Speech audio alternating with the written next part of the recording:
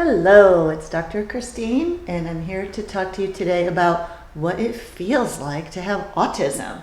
So what does it feel like in your mind and in your body to be on the autism spectrum? And this is part one. Today I'm going to talk about what it feels like in my body to be on the autism spectrum.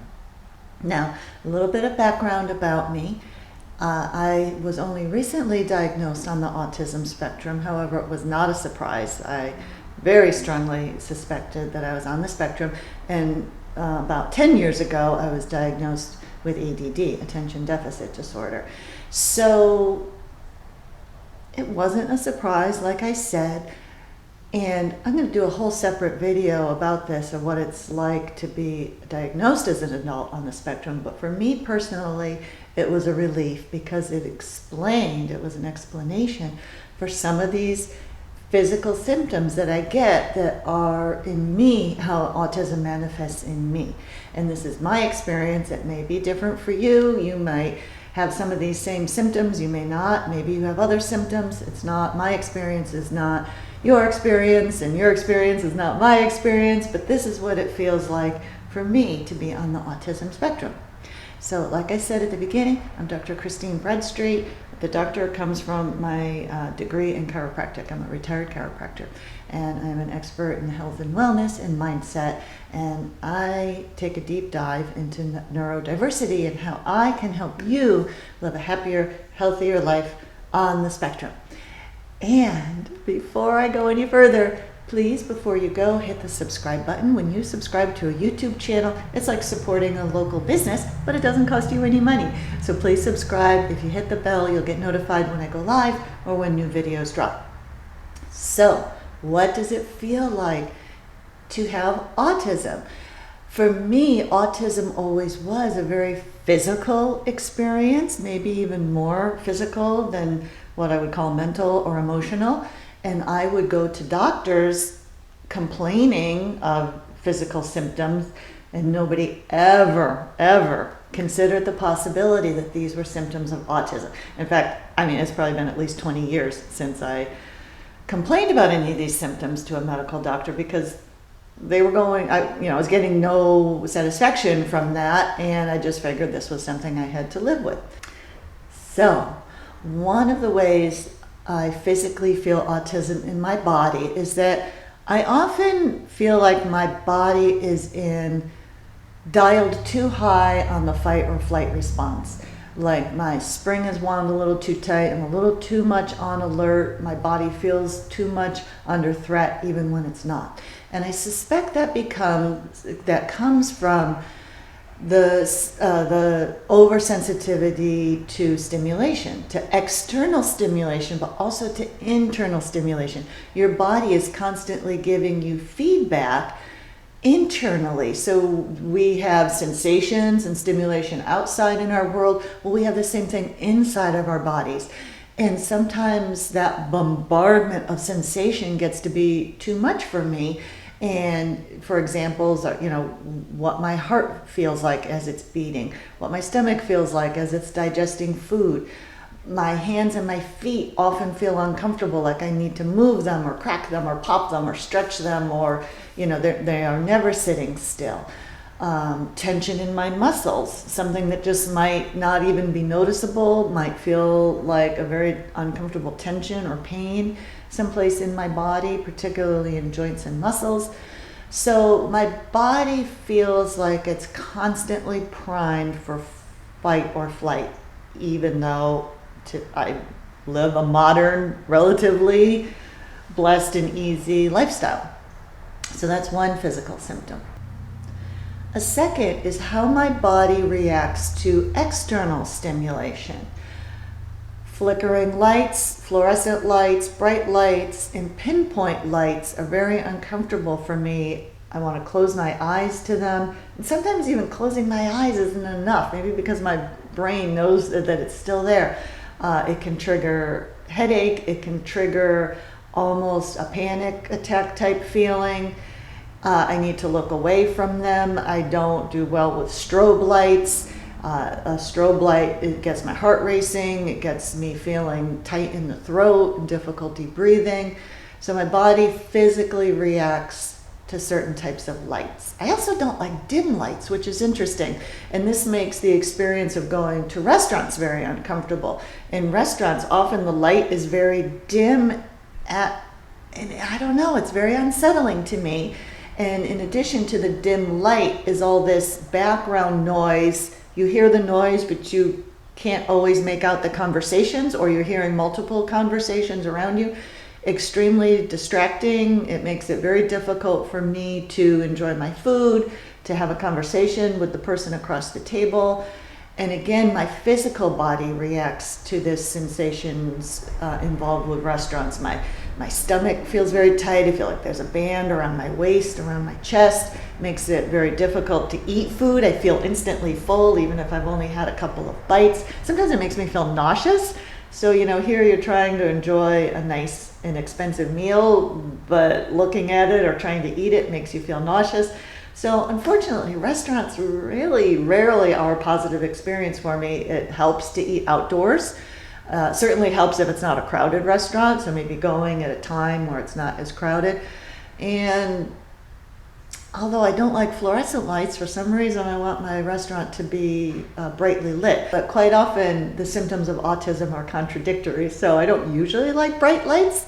But I also don't like dim lights, and I don't usually like bright lights, but I like my restaurants brightly lit. So, can't make sense of it. It's just how I'm experiencing it in my mind and body. Similar to my physical reaction in restaurants is my physical body reaction to crowded places, particularly indoors. So in crowded places, it's almost like the more people are in the vicinity, it's almost like this heaviness on my body, like the weight of the energy of these people, like I'm feeling it physically in my body. I feel like it's difficult to breathe. I feel like it's difficult to focus on a conversation. I feel like it's very difficult. I sometimes feel lightheaded. Now, again, information for another video, but this is why people, especially women, on the autism spectrum are often misdiagnosed with anxiety disorder. But when you dig down a little bit more deep, it's different from anxiety disorder. I don't have the catastrophizing thoughts. I don't have the racing thoughts that are common in anxiety disorder. But I have this physical reaction that my body has to the stimulation. And so while on the surface it looks like anxiety disorder, but it's not always the same. And anxiety disorder can overlap with autism. So it could be both things going on. Now, also related to enclosed, crowded situations are things like theaters. Very difficult for me to sit in an inside seat. I got to sit on an outside seat.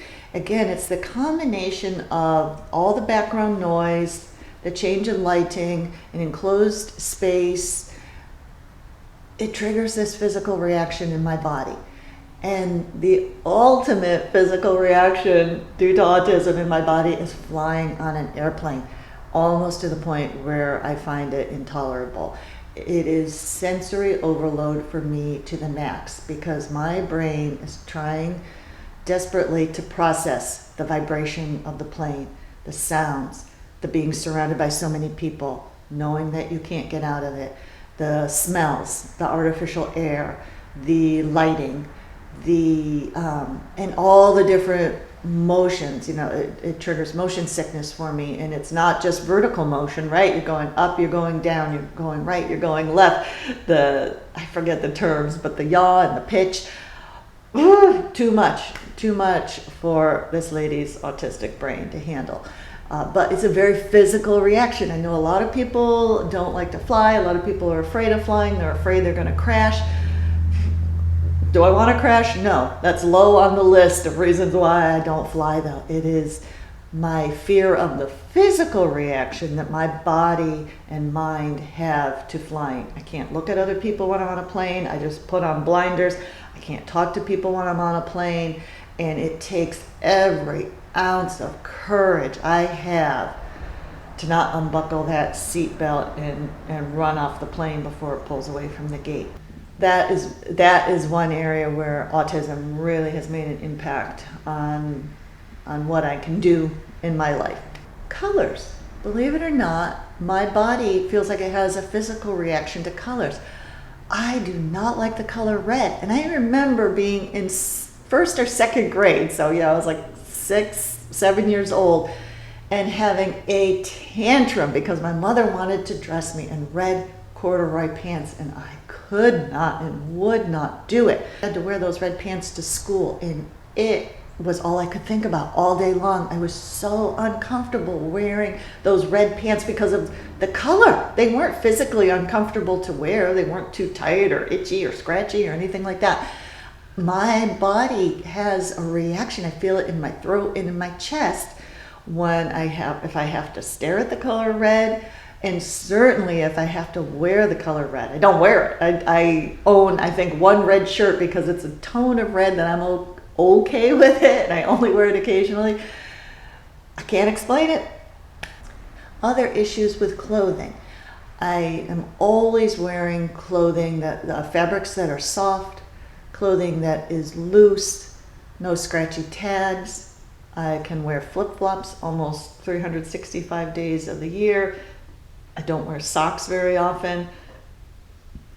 I don't like to wear scratchy hats. Now, I get that these are things that universally nobody likes a tag scratching the back of their neck.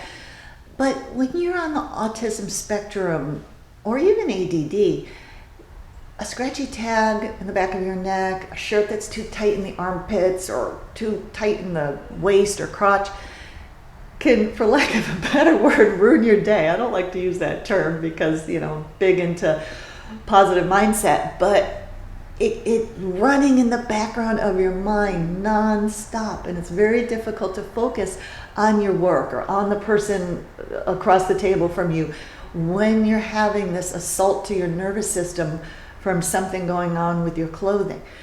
And now people on the autism spectrum will find, consciously or unconsciously, they'll pick a career where they can choose what they wear. They'll pick the sort of social arrangements that they go to based on the type of clothing that they can wear. We find a way to make our lives work and to minimize the bombardment of sensory information into our brains. Into a brain that's either hypersensitive and hyper aware, or just feels these things stronger, or there's a little bit of a mix up in how we react to sensation. I don't have all the answers. I don't think science has all the answers. I just know that this is how I experience it in my body. I mentioned earlier about my hands and my feet, particularly my hands and my wrists, constantly feel like they gotta move all the time. And if I don't move them, they feel very stiff, very uncomfortable. I don't even think it would be possible for me to not move them for very long. I can't override that impulse for very long. So even when I'm relaxing, even when I'm watching TV, I'm moving them. I might be tapping them like this. I do this when I walk. I know it's common, I don't do it, but it's common for people on the spectrum to pick at their fingernails or at their cuticles or bite their nails or scratch their scalp or, whatever, pick at their skin.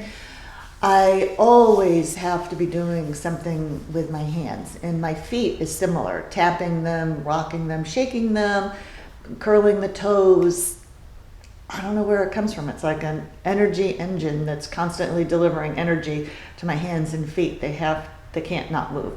And finally, something that I guess maybe made autism difficult to diagnose in me is sometimes I will get this cascade reaction in my body that's a reaction to physical stimulation that I can't stop it. Once it starts, I can't stop it. But it's a wave, and I will liken it to a panic attack. I think maybe it's similar in feeling to a panic attack, minus the panic. But I will get a tingle all through my body. I'll get a wave of nausea. I'll feel lightheaded. My heart will start to race. Sometimes I might feel short of breath, but that's not top of the list. And it can come out of nowhere. And it's sudden and it's abrupt. There are certain situations that are more likely to trigger it than others, but it's very unsettling. And you can see how when that starts to happen when you're in public places, how there would be a desire to no longer go to that public place or do that thing. And that was happening to me, and I would describe these symptoms. Now, I'm a chiropractor, and so I would use medical terms to describe these physical symptoms with a very flat emotional affect, just the way I'm talking to this camera. I would describe it very logically to doctors, and usually the answer was, I don't know what that is. We'll check your B vitamin levels to make sure that you're deficient in the B vitamins. So people didn't even offer the possibility that they were panic attacks. Maybe they were panic attacks, but I think they were more likely a physical reaction in my body to sensory stimulation due to being on the autism spectrum. Not a single medical doctor has ever offered that as a possibility. I requested finally to be tested, and sure enough, tested quite high on the scale on the autism spectrum. So that is a snapshot. I'm curious what physical symptoms you get. Maybe you have some that I didn't mention. If you do, please list them in the comments. What can help with these physical symptoms? Because there are things that you can do to help minimize those, and I'll make that another video. Stay tuned for part 2, what it feels like to have autism, only I'm going to focus more on mind, thought, and emotion.